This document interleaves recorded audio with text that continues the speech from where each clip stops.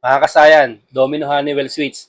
Bago natin ilagay sa ating motor na paglalagyan, dapat meron muna tayo siyang i-modified na dalawa. Siya kasayan na.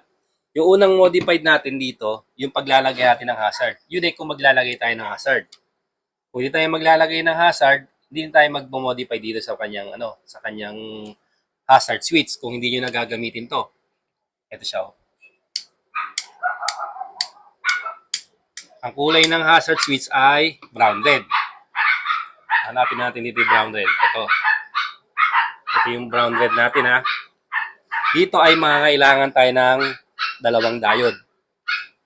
Na katulad nito. Hahanapin lang natin yung marking na gray. Ayan siya ha. Dalawang diode. Pag nahanap natin yung marking na gray, pagsamahin natin yung nasa may taas niya. Pag napagsama na natin, lalagay natin dito sa sa ating hazard switch. Hazard switch natin ay brown red.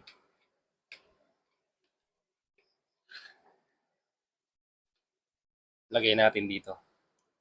Tapos pag nalagay na natin to rito, automatic mag-hazard na yan nasa left and right. Kahit magkabaliktaran, left and right ng ating motor. Ito yung unang babaguhin. Tapos yung pangalawa naman ay sa busina.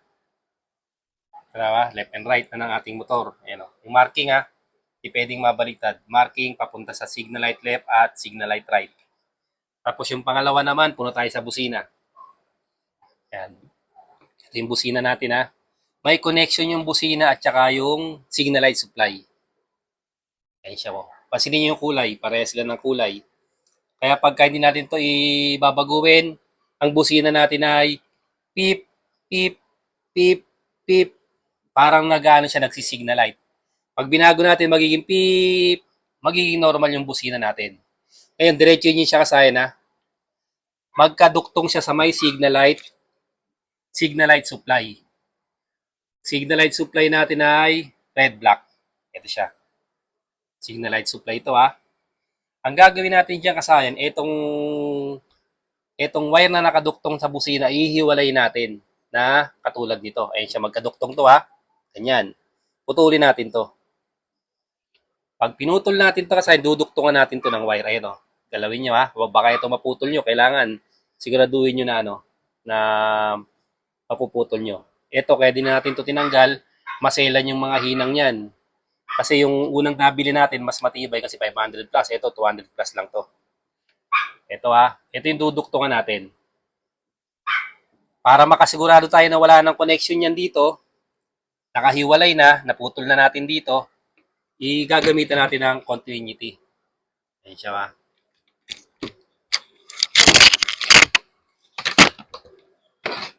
Lagay lang natin sa trigger ng busina na brown black.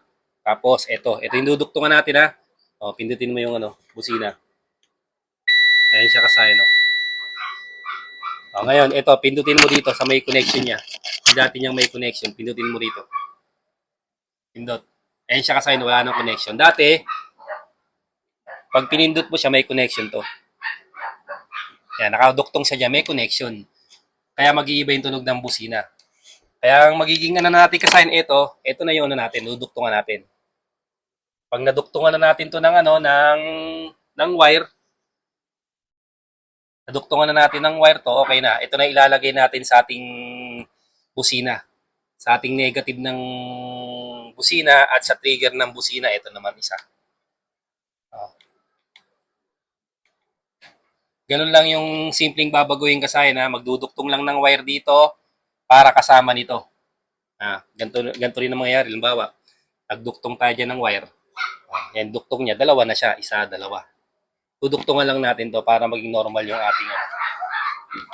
ating busina. At saka itong dalawang diode para gumana yung ating hazard. Ganun lang muna kasi ng tutorial natin.